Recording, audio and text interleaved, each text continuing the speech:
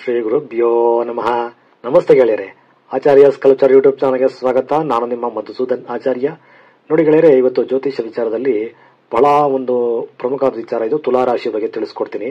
Already ಮೇಷ, ಋಷಭ ಮತ್ತೆ ವೃಶ್ಚಿಕ ಮತ್ತೆ ಕುಂಭ ಈ 4 ರಾಶಿಗಳಲ್ಲಿ ಯಾವ ಗ್ರಹಗಳು ಹೆಚ್ಚು ಫಲ ಕೊಡುತ್ತೆ, ಹೆಚ್ಚು ಗ್ರಹಗಳು ಶುಭ ಫಲಗಳನ್ನು ಕೊಡುತ್ತೆ ಅಂತ ಆಲ್ರೆಡಿ ತಿಳಿಸ್ಕೊಟ್ಟಿದ್ದೀನಿ. ಸೊ ಹಾಗಾಗಿ ಇವತ್ತು ತುಲಾರಾಶಿ ಮತ್ತೆ ತುಲಾರಾಶಿಯಲ್ಲಿ ಬರ್ತಕ್ಕಂಥ ಗ್ರಹಗಳು, ಯಾವ ಗ್ರಹಗಳು ಹೆಚ್ಚು ಬಲ ಉಂಟಾಗ್ತದೆ, ಯಾವ ಗ್ರಹಗಳಿಂದ ಹೆಚ್ಚು ಶುಭಯೋಗ ಉಂಟಾಗ್ತದೆ ಅಂತ ತಿಳಿಸ್ಕೊಡ್ತೀನಿ. ನೋಡಿ, ಬಹಳ ಮುಖ್ಯವಾಗಿ ತುಲಾರಾಶಿ ಬಂದು ಶುಕ್ರನ ರಾಶಿ. ಅದು ಶುಕ್ರನ ಸ್ವಂತ ಮನೆ. ತುಲಾರಾಶಿ ಬಂದು ಶುಕ್ರನಿಗೆ ಸ್ವಕ್ಷೇತ್ರ ಅದು, ಮತ್ತು ಶುಕ್ರನಿಗೆ ಮೂಲ ತ್ರಿಕೋಣನು ಹೌದು. ಇದು ವೃಷಭ ರಾಶಿನೂ ಶುಕ್ರನ ಮನೆನೇ. ಸೊ ಇದು ತುಲಾರಾಶಿ ಬಂದು ಶುಕ್ರನ ಸ್ವಂತ ಮನೆ, ಸ್ವಕ್ಷೇತ್ರ ಮತ್ತು ಮೂಲ ತ್ರಿಕೋಣ ಆಗ್ತದೆ. ಈ ತುಲಾರಾಶಿಯಲ್ಲಿ ಶುಕ್ರ ಅತ್ಯಂತ ಬಲಶಾಲಿ ಆಗ್ತಾನೆ. 1 ರಿಂದ 12 ಮನೆ ಎಷ್ಟೇ ಆಗಿರಲಿ, ಇದು 1, 2, 3, 4, 5, 10, 12ವರೆಗೂ ಎಷ್ಟೇ ಮನೆ, ಯಾವುದೇ ಮನೆ ಆಗಿದ್ರು ಆ ಮನೆಗಳಲ್ಲಿ ಶುಕ್ರ ಇದ್ರೆ 1 ರಿಂದ 6, 8, 12 ಆದ್ರೂ ಚಿಂತೆ ಇಲ್ಲ.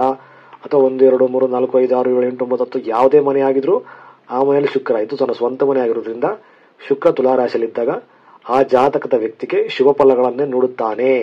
ಅದು ಯಾವುದೇ ದಶೆ ಬಂದರೂ ಆ ಭುಕ್ತಿಗಳಲ್ಲಾಗ್ಲಿ ಅಥವಾ ಶುಕ್ರ ದಶೆಯಲ್ಲಾಗ್ಲಿ ಅತ್ಯಂತ ಹೆಚ್ಚು ಶುಭ ಫಲಗಳನ್ನ ಕೊಟ್ಟೇ ಕೊಡ್ತಾನೆ. ಸೊ ಹಾಗಾಗಿ ಶುಕ್ರನಿಗೆ ಅತ್ಯಂತ ಹೆಚ್ಚು ಬಲಶಾಲಿ ಉಂಟಾಗ್ತಕ್ಕಂಥ ಹೌಸ್ ಆಗ್ತದೆ ಇದು.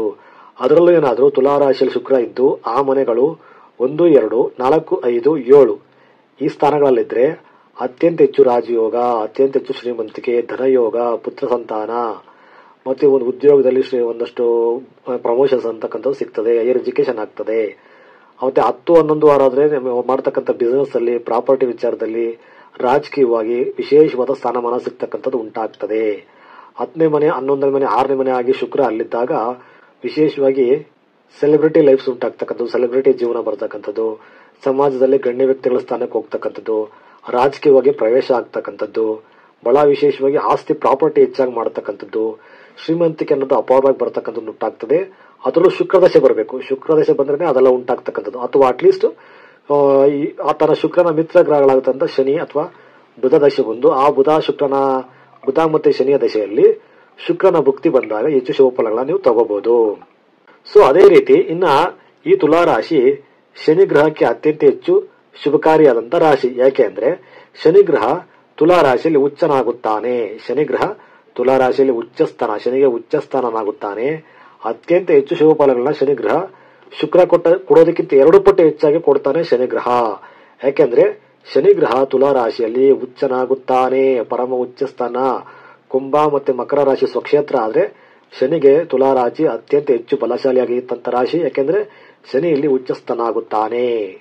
ಹಾಗಾಗಿ ಯಾರ ಜಾತಕದಲ್ಲಿ ಶನಿ ಗ್ರಹ ತುಲಾರಾಶಿಯಲ್ಲಿದ್ದು ಅದೇನಾದ್ರೂ 10 ಆದರೆ 10ನೇ ಮನೆ, 11ನೇ ಮನೆ ಅಥವಾ 6ನೇ ಮನೆ ಅಥವಾ 1, 2, 4, 5, 7 ಈ ಸ್ಥಾನಗಳಾಗಿದ್ರೆ ಅತ್ಯಂತ ಹೆಚ್ಚು ರಾಜಯೋಗ. 3, 8, 12 ಆದ್ರೆ ಒಂದು ಸ್ವಲ್ಪ ಪ್ರಮಾಣ ಕಡಿಮೆ ಇರುತ್ತೆ, ಬಟ್ ತೊಂದರೆ ಇರೋದಿಲ್ಲ. 3, 8, 12 ಆದ್ರೆ ಪ್ರಮಾಣ 50% ಡೌನ್ ಆಗ್ತದೆ. ಹಾಗಾಗಿ 10, 11, 6, 1, 2, 4 ಮತ್ತೆ 5, 7 ಈ ಸ್ಥಾನಗಳಲ್ಲಿ ಅತ್ಯಂತ ಹೆಚ್ಚು ರಾಜಯೋಗ ಕೊಡ್ತಾನೆ. ಮತ್ತೆ 9ನೇ ಮನೆನೂ ಹೌದು. ಶುಕ್ರನಿಗೂ 9ನೇ ಮನೆ ರಾಜಯೋಗ ಈ ಮನೆ, ಮತ್ತೆ ಶನಿಗೂ ಅಷ್ಟೇ ಈ 9ನೇ ಮನೆ ಆದ್ರೆ ಅತ್ಯಂತ ಹೆಚ್ಚು ಶುಭ ಫಲಗಳನ್ನ ಕೊಟ್ಟೇ ಕೊಡ್ತಾನೆ. ನಂತರ ಇನ್ನು ಈ ತುಲಾರಾಶಿಯಲ್ಲಿ ರವಿ ಗ್ರಹಗೆ ನೀಚ ಸ್ಥಾನ. ಇದು ರವಿ ಗ್ರಹ ನೀಚನಾಗುತ್ತಾನೆ. ಸೊ ತುಲಾರಾಶಿಯಲ್ಲಿ ರವಿಗೆ ಫಲಹೀನವಾಗ್ತಾನೆ. ರವಿ ಗ್ರಹ ಇಲ್ಲಿ ಹೆಚ್ಚು ಫಲಗಳ ಕೊಡಕ್ಕೆ ಬರೋದಿಲ್ಲ. ಸೊ ಹಾಗಾಗಿ ರವಿಯ ನೀಚ ಸ್ಥಾನ, ಇದು ಬಲಹೀನ ಸ್ಥಾನ ಆಗ್ತದೆ. ತುಲಾರಾಶಿ ಬಂದು ವಾಯುತತ್ವ ರಾಶಿ ಆಗ್ತದೆ. ಪಶ್ಚಿಮ ದಿಕ್ಕು ಈ ರಾಶಿಯ ದಿಕ್ಕು. ಮತ್ತೆ ರಾಶಿ ಬಂದು ವಾಯುತತ್ವ ರಾಶಿ. ವಾಯುತತ್ವ ರಾಶಿಯಲ್ಲಿ ಅತ್ಯಂತ ಹೆಚ್ಚು ಬಲಶಾಲಿ ಆಗ್ತಕ್ಕಂಥ ಗ್ರಹಗಳು ಅಂದ್ರೆ ಬುಧ, ಶನಿ ಮತ್ತೆ ಶುಕ್ರ ಮತ್ತು ರಾಹು. ಈ 4 ಗ್ರಹಗಳು ವಾಯುತತ್ವ ರಾಶಿಯಲ್ಲಿ ಅತ್ಯಂತ ಹೆಚ್ಚು ಬಲಶಾಲಿ ಆಗ್ತವೆ, ಹೆಚ್ಚು ಶುಭ ಫಲಗಳನ್ನ ಕೊಡ್ತವೆ. ಅದರಲ್ಲೂ 1, 2, 4, 5, 7, 9 ಅಥವಾ 10, 11, 6 ಇದ್ದಾಗ ಆ ಮನೆಗಳು ಅತ್ಯಂತ ಹೆಚ್ಚು ಬಲಶಾಲಿಯಾಗಿ ಉತ್ತಮವಾದಂತಹ ಶುಭ ಫಲಗಳನ್ನ ಕೊಟ್ಟೇ ಕೊಡ್ತವೆ. ಸೊ ಇನ್ನ ವಿಶೇಷವಾಗಿ ನಾವು ಗಮನಿಸಬೇಕಾಗಿರ್ತಕ್ಕಂಥ ವಿಚಾರ ಏನಪ್ಪಾ ಅಂದ್ರೆ ತುಲಾರಾಶಿಯಲ್ಲಿ 3 ನಕ್ಷತ್ರಗಳು ಬರ್ತದೆ. ಯಾವ್ಯಾವಪ್ಪ ಅಂದ್ರೆ ಮೊದಲನೇದಾಗಿ ಚಿತ್ತಾ ನಕ್ಷತ್ರ. ಚಿತ್ತಾ ನಕ್ಷತ್ರ 2 ಪಾದ ಮಾತ್ರ ಇರುತ್ತೆ. ಇನ್ನೆರಡು ಪಾದಗಳು ಕನ್ಯಾ ರಾಶಿಗೆ ಹೊರಟೋಗ್ತದೆ. ಸೊ ಕನ್ಯಾ ರಾಶಿಯಲ್ಲಿ 1 ಮತ್ತು 2ನೇ ಪಾದ ಚಿತ್ತಾ ನಕ್ಷತ್ರದ ಇರುತ್ತೆ. ಇನ್ನು ಮಿಕ್ಕಿದಿರತಕ್ಕಂಥ 3ನೇ ಪಾದ ಮತ್ತೆ 4ನೇ ಪಾದ ತುಲಾ ರಾಶಿಯಲ್ಲಿ ಬರ್ತದೆ ಚಿತ್ತಾ ನಕ್ಷತ್ರ. ಸೊ ಈ ಚಿತ್ತಾ ನಕ್ಷತ್ರಕ್ಕೆ ಅಧಿಪತಿ ಬಂದು ಕುಜಗ್ರಹ. ಸೊ ತುಲಾ ರಾಶಿಯಲ್ಲಿ ಬರ್ತಕ್ಕಂಥ ಮೊದಲನೇ ನಕ್ಷತ್ರ ಚಿತ್ತಾ ನಕ್ಷತ್ರ 2 ಪಾದ ಕೇವಲ. ಚಿತ್ತಾ ನಕ್ಷತ್ರಕ್ಕೆ ಅಧಿಪತಿ ಬಂದು ಕುಜ ಗ್ರಹ. ಇನ್ನು ಸ್ವಾತಿ ನಕ್ಷತ್ರ, ಸ್ವಾತಿ ನಕ್ಷತ್ರಕ್ಕೆ ಅಧಿಪತಿ ಬಂದು ರಾಹು ಗ್ರಹ. ಸ್ವಾತಿ ನಕ್ಷತ್ರದ 4 ಪಾದಗಳನ್ನು ತುಲಾ ರಾಶಿಯಲ್ಲಿ ಬರುತ್ತೆ.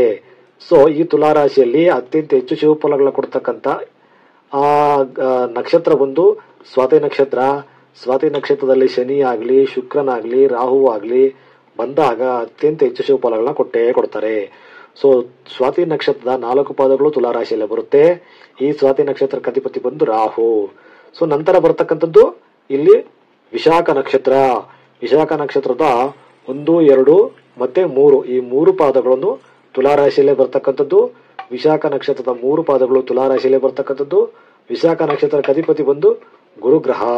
ಸೊ ಹಾಗಾಗಿ ಒಟ್ಟಾರೆ ಹೇಳೋದಾದ್ರೆ ತುಲಾ ರಾಶಿಯಲ್ಲಿ ತುಲಾ ರಾಶಿಯಾಧಿಪತಿ ಆಗಿರ್ತಕ್ಕಂಥ ಶುಕ್ರ, ಮತ್ತೆ ತುಲಾ ರಾಶಿಯಲ್ಲಿ ಬರ್ತಕ್ಕಂಥ ಚಿತ್ತಾ ನಕ್ಷತ್ರ ಅಧಿಪತಿ ಆಗಿರ್ತಕ್ಕಂಥ ಕುಜ, ಮತ್ತೆ ಸ್ವಾತಿ ನಕ್ಷತ್ರ ಅಧಿಪತಿ ಆಗಿರ್ತಕ್ಕಂಥ ರಾಹು, ಮತ್ತೆ ವಿಶಾಖ ನಕ್ಷತ್ರ ಅಧಿಪತಿ ಆಗಿರ್ತಕ್ಕಂಥ ಗುರು, ಈ 4 ಗ್ರಹಗಳು ಬರೋದ್ರ ಜೊತೆಗೆ ಶನಿ ಮತ್ತೆ ಬುಧ ಈ 2 ಗ್ರಹಗಳು ಅಂದ್ರೆ ಒಟ್ಟಾರೆ 6 ಗ್ರಹಗಳಿಗೆ ಅತ್ಯಂತ ಹೆಚ್ಚು ರಾಜಯೋಗ ಕೊಡ್ತಕ್ಕಂಥ ಈ ಮನೆ ತುಲಾ ರಾಶಿ. ಸೊ ಮೊದಲನೇದಾಗಿ ಚಿತ್ತಾ ನಕ್ಷತ್ರದಲ್ಲಿ ನೋಡಿ, ಚಿತ್ತಾ ನಕ್ಷತ್ರ ಬಂದು ಕುಜನ ನಕ್ಷತ್ರ. ಈ ಕುಜನ ನಕ್ಷತ್ರದಲ್ಲಿ ಶುಕ್ರ ಮತ್ತೆ ಶನಿ ಮತ್ತೆ ಗುರು ಚಂದ್ರ ಮತ್ತೆ ಶುಕ್ರ ಬುಧ ಇಷ್ಟು ಗ್ರಹಗಳು ಚಿತ್ತಾ ನಕ್ಷತ್ರದಲ್ಲಿದ್ದಾಗ ತುಲಾ ರಾಶಿಯಲ್ಲಿ ಆ ಮನೆಗಳೇನಾದ್ರೂ 1, 2, 4, 5, 7 ಆದ್ರೆ ಅತ್ಯಂತ ಹೆಚ್ಚು ಶುಭ ಫಲಗಳನ್ನ ಕೊಡ್ತಾರೆ ಆ ದಶೆಗಳಲ್ಲಿ ಅಥವಾ ಆ ಭುಕ್ತಿಗಳಲ್ಲಿ. ಸೊ ಶುಕ್ರನ ದಶೆ ನಡೀತಾ ಇದ್ದು ಕುಜ ಭುಕ್ತಿ ಇದ್ದಾಗ ಈ ಕುಜ ನಕ್ಷತ್ರದಲ್ಲಿ ಈ ಗ್ರಹಗಳಿದ್ದಾಗ ಹೆಚ್ಚು ಶುಭ ಫಲಗಳನ್ನ ಕೊಡ್ತಾನೆ. ಅಥವಾ ಕುಜ ಗ್ರಹ ತುಲಾ ರಾಶಿಯಲ್ಲೇ ಇದ್ದು ಶುಕ್ರ ಏನಾದ್ರೂ ಉತ್ತಮ ಮನೆಗಳಲ್ಲಿದ್ದಾಗ ಕುಜ ದಶೆಯಲ್ಲಾಗ್ಲಿ ಅಥವಾ ಶುಕ್ರ ದಶೆಯಲ್ಲಾಗ್ಲಿ ಅತ್ಯಂತ ಹೆಚ್ಚು ರಾಜಯೋಗ ಕೊಟ್ಟೇ ಕೊಡ್ತಾನೆ. ಅದು ಗುರುಗ್ರಹ ಆಗಿರ್ಬೋದು, ಚಂದ್ರಗ್ರಹ ಆಗಿರ್ಬೋದು, ಶನಿ ಗ್ರಹ ಆಗಿರ್ಬೋದು, ಶುಕ್ರ ಗ್ರಹ ಆಗಿರ್ಬೋದು, ಮತ್ತೆ ಬುಧ ಆಗಿರ್ಬೋದು. ಒಟ್ಟಲ್ಲಿ ಚಿತ್ತಾ ನಕ್ಷತ್ರದಲ್ಲಿ ರಾಹು ಒಂದು ಬಿಟ್ಟು ಇನ್ನೇ ರವಿ ಬಿಟ್ಟು, ರಾಹು ರವಿ ಈ 2 ಗ್ರಹಗಳು ಬಿಟ್ಟು ಇನ್ಯಾವುದೇ ಗ್ರಹಗಳು ಬಂದ್ರು ಉತ್ತಮವಾದಂತ ಫಲಗಳನ್ನ ನೀವು ತಗೋಬಹುದು. ನಂತರ ಸ್ವಾತಿ ನಕ್ಷತ್ರ. ಈ ಸ್ವಾತಿ ನಕ್ಷತ್ರದಲ್ಲಿ ನೋಡಿ ಬಹಳ ವಿಶೇಷವಾಗಿ ಉತ್ತಮ ಒಟ್ಟಾರಾಗಿ ಇರ್ಬೇಕಂದ್ರೆ ಒಳ್ಳೆ ರ್ಯಾಂಕ್ ಸ್ಟೂಡೆಂಟ್ ಬರ್ತಕ್ಕಂಥ ಮಾರ್ಕ್ಸ್ ಯಾವ ರೀತಿ ತಗೋತಾರ ಆ ತರ ಒಂದು ಶುಭ ಫಲಗಳು ಕೊಡತಕ್ಕಂಥ ಗ್ರಹಗಳು ಅಂದ್ರೆ ಶನಿ ರಾಹು ಶುಕ್ರ ಬುಧ ಈ 4 ಗ್ರಹಗಳು. ಶನಿ ರಾಹು ಶುಕ್ರ ಬುಧ ಈ 4 ಗ್ರಹಗಳು ಮಾತ್ರ ಈ ಸ್ವಾತಿ ನಕ್ಷತ್ರದಲ್ಲಿದ್ದಾಗ ಅತ್ಯಂತ ಹೆಚ್ಚು ರಾಜಯೋಗ ಕೊಡ್ತವೆ. ಸ್ವಾತಿ ನಕ್ಷತ್ರ ಅಧಿಪತಿ ರಾಹು ಚೆನ್ನಾಗಿರ್ಬೇಕು. ರಾಹು ವೃಷಭ ರಾಶಿಯಲ್ಲಾಗ್ಲಿ ಅಥವಾ ತುಲಾ ರಾಶಿಯಲ್ಲಾಗ್ಲಿ ಕನ್ಯಾ ಅಥವಾ ಮಿಥುನ ಈ ರಾಶಿಗಳಲ್ಲಿದ್ರೆ ಅದರಲ್ಲೂ 6, 3 ಮನೆಗಳಾಗಿದ್ದು ಅಥವಾ 10, 11 ಆಗಿದ್ದು ಹೆಚ್ಚು ರಾಜಯೋಗ ಕೊಟ್ಟೇ ಕೊಡ್ತಾನೆ ರಾಹು ಗ್ರಹ. ಮತ್ತೆ ಶನಿ ಅಷ್ಟೇ, ಶನಿ ಉಚ್ಚನಾಗುತ್ತಾನೆ. ಅದರಲ್ಲೂ ಸ್ವಾತಿ ನಕ್ಷತ್ರದಲ್ಲಿದ್ರೆ ಅತ್ಯಂತ ಹೆಚ್ಚು ರಾಜಯೋಗ ಕೊಡ್ತಾನೆ ಶನಿ ಗ್ರಹ.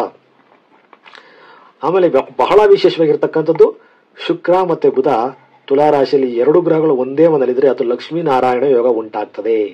ಸೊ ತುಲಾ ರಾಶಿಯಲ್ಲಿ ಬುಧ ಮತ್ತೆ ಶುಕ್ರ ಸ್ವಾತಿ ನಕ್ಷತ್ರದಲ್ಲಾಗ್ಲಿ ಅಥವಾ ವಿಶಾಖ ನಕ್ಷತ್ರದಲ್ಲಾಗ್ಲಿ ಬಂದಾಗ ವಿಶೇಷವಾದ ಉತ್ತಮವಾದಂತಹ ಪ್ರಾಪರ್ಟಿ ಯೋಗ, ರಾಜಕೀಯದಲ್ಲಿರ್ಬೋದು ಅಥವಾ ನಿಮ್ಮ ಬಿಸ್ನೆಸ್ ಅಲ್ಲಿ ಇರ್ಬೋದು, ಹೈಯರ್ ಎಜುಕೇಶನ್ ಮಾಡ್ತಕ್ಕಂಥದ್ದು, ವಿದೇಶಿ ಸಂಚಾರ ಮಾಡ್ತಕ್ಕಂಥದ್ದು, ವಿಶೇಷವಾಗಿ ಆಸ್ತಿ ಏನಂತೆ ನಾವು ಆಸ್ತಿ ಪ್ರಾಪರ್ಟಿ ಮಾಡೋದು, ಸ್ವಂತ ಮನೆಗಳು ಕಟ್ತಕ್ಕಂಥದ್ದು, ತುಂಬಾ ಸಿಕ್ಕಾಪಟ್ಟೆ ದುಡ್ಡು ಸೇವಿಂಗ್ಸ್ ಆಗ್ತಕ್ಕಂಥ ಯೋಗ ಉಂಟಾಗ್ತದೆ.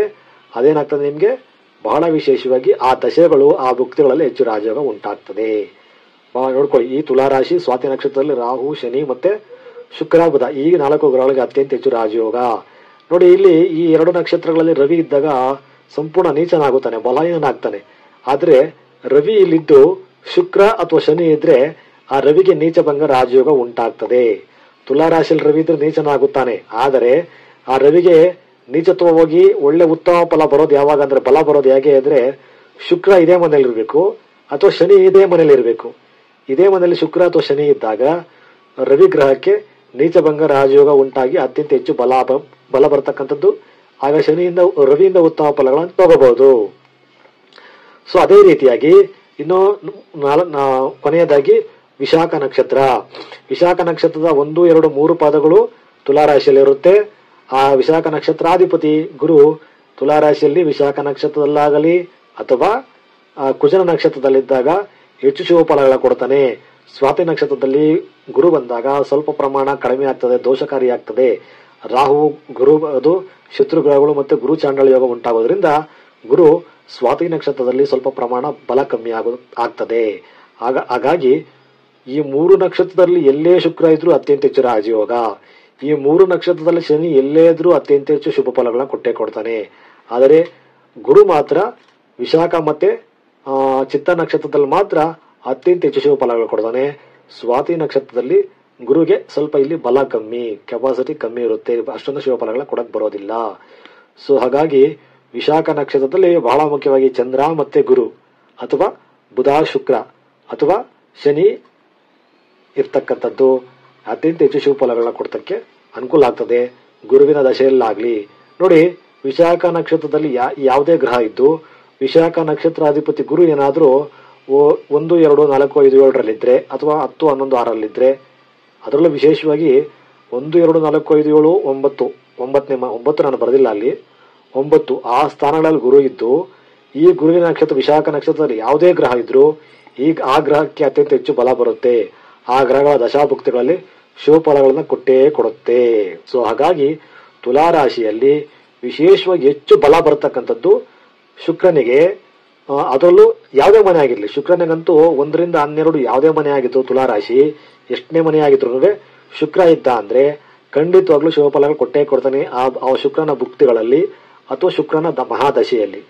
ಸೊ ಹಾಗಾಗಿ ಇನ್ನು ಬಹಳ ವಿಶೇಷವಾಗಿ ನಾವು ಗಮನಿಸಬೇಕಾಗಿರ್ತಕ್ಕಂಥದ್ದು, ರಾಹು ಮತ್ತೆ ಶನಿ ಒಂದೇ ತುಲಾ ರಾಶಿಯಲ್ಲಿದ್ರೆ ಅವರು ಪೆಟ್ರೋಲ್ ಬಂಕ್ ಬಿಸ್ನೆಸ್ ಆಗಿರ್ಬೋದು, ಆಯಿಲ್ ಬಿಸ್ನೆಸ್ ಆಗಿರ್ಬೋದು, ಸಿಮೆಂಟು, ಮರಳು, ಮನೆ ಕಟ್ಟಕ್ಕೆ ಬೇಕಾಗಿರ್ತಕ್ಕಂಥ ವಸ್ತುಗಳ ವಿಚಾರ ಇರ್ಬೋದು, ಅಥವಾ ಒಂದು IT ಫೀಲ್ಡ್ ಅಂತ ಹೇಳ್ತೀವಿ, ಸಾಫ್ಟ್ವೇರ್ ಅಂತ ಹೇಳ್ತೀವಿ, ವಿದೇಶಿ ಪ್ರಯಾಣ ಅಂತ ಹೇಳ್ತೀವಿ, ಇವೆಲ್ಲದಕ್ಕೂ ಹೆಚ್ಚು ಶುಭಯೋಗ ಉಂಟಾಗ್ತದೆ. ರಾಹು ಅಥವಾ ಶನಿ ಅಥವಾ ರಾಹು ಶನಿ ಇಬ್ರು ಇದ್ರೆ, ಅದರಲ್ಲೂ ವಿಶೇಷವಾಗಿ ಸ್ವಾತಿ ನಕ್ಷತ್ರದಲ್ಲೇ ಇರಬೇಕು. ಸ್ವಾತಿ ನಕ್ಷತ್ರದಲ್ಲಿ ಇದ್ರೆ ಹೆಚ್ಚು ರಾಜಯೋಗ. ಇನ್ನು ಕುಜನ ನಕ್ಷತ್ರದಲ್ಲಿ ಕುಜ ಇದ್ದು ಸ್ವಾತಿ ನಕ್ಷತ್ರದಲ್ಲಿ ಏನಾದ್ರೂ ಶನಿ ಅಥವಾ ಶುಕ್ರ ಅಥವಾ ಬುಧ ಇದ್ರೆ ವಿಶೇಷವಾಗಿ ಅವರಿಗೆ ಈ ಒಂದು ಬ್ಯಾಂಕಿಂಗ್ ನೌಕರಿ ಆಗಿರ್ತಕ್ಕಂಥದ್ದು ಅಥವಾ ಸರ್ಕಾರಿ ನೌಕರಿ ಬರತಕ್ಕಂಥದ್ದು, ರಾಜಕೀಯದಲ್ಲಿ ಹೆಚ್ಚು ಲಾಭ ಆಗ್ತಕ್ಕಂಥದ್ದು ಇವೆಲ್ಲ ಉಂಟಾಗ್ತದೆ. ಮತ್ತೆ ಈ ಮನೆ ಅಧಿಪತಿ ಶುಕ್ರ ಏನಾದ್ರೂ ಉಚ್ಚನಾದ್ರೆ ಮೀನ ರಾಶಿಯಲ್ಲಿ, ಈ ಮನೆ ಅಧಿಪತಿ ಶುಕ್ರ ಏನಾದ್ರೂ 1 ಅಥವಾ 10, 11, 5 ಆ ಮನೆಗಳಲ್ಲಿದ್ದು ಈ ಒಂದು ಮನೆಗಳಲ್ಲಿ ಶನಿ ಇದ್ರೆ ಅತ್ಯಂತ ಹೆಚ್ಚು ಮಹಾ ರಾಜಯೋಗ. ಆ ಭೂಮಿ ವಿಚಾರದಿಂದ, ಮನೆ ಸ್ವಂತ ಮನೆಗಳ ವಿಚಾರದಿಂದ, ಪ್ರಾಪರ್ಟಿ ವಿಚಾರದ ಹೆಚ್ಚು ಲಾಭ ಆಗ್ತದೆ, ಹೆಂಡತಿಯಿಂದ ಅನುಕೂಲ ಆಗ್ತದೆ, ಹುಟ್ಟತಕ್ಕಂಥ ಮಕ್ಕಳು ಚೆನ್ನಾಗಿ ಡೆವಲಪ್ಮೆಂಟ್ ಆಗ್ತಾರೆ, ಪುತ್ರ ಸಂತಾನ ಬರ್ತಕ್ಕಂಥದ್ದು ಉಂಟಾಗ್ತದೆ. ಯಾವುದೇ ಕಾರಣಕ್ಕೂ ಈ ಮನೆ ಅಧಿಪತಿ ವಕ್ರ ಆಗಬಾರ್ದು, ಗುರು ವಕ್ರ ಆಗಬಾರ್ದು. ಹಾಗಾಗಿ ಹೆಚ್ಚು ಶುಭಯುಕ್ತವಾದಂತ ಫಲ ಬಂದೇ ಬರ್ತದೆ. ಹಾಗಾಗಿ ನೋಡ್ಕೊಳ್ಳಿ, ನಿಮ್ಮ ಜಾತಕದಲ್ಲಿ ತುಲಾ ರಾಶಿಯಲ್ಲಿ ಯಾವ ಗ್ರಹ ಇದೆ, ತುಲಾ ರಾಶಿ ಅಧಿಪತಿ ಶುಕ್ರ ಉತ್ತಮ ಯೋಗದಲ್ಲಿರಬೇಕು. ಶುಕ್ರ ನೀಚನಾಗಿ ಈಗಿನಲ್ಲಿ ಯಾವುದೇ ಗ್ರಹ ಇದು ಸ್ವಲ್ಪ ಬಲ ಕಮ್ಮಿ ಆಗುತ್ತೆ.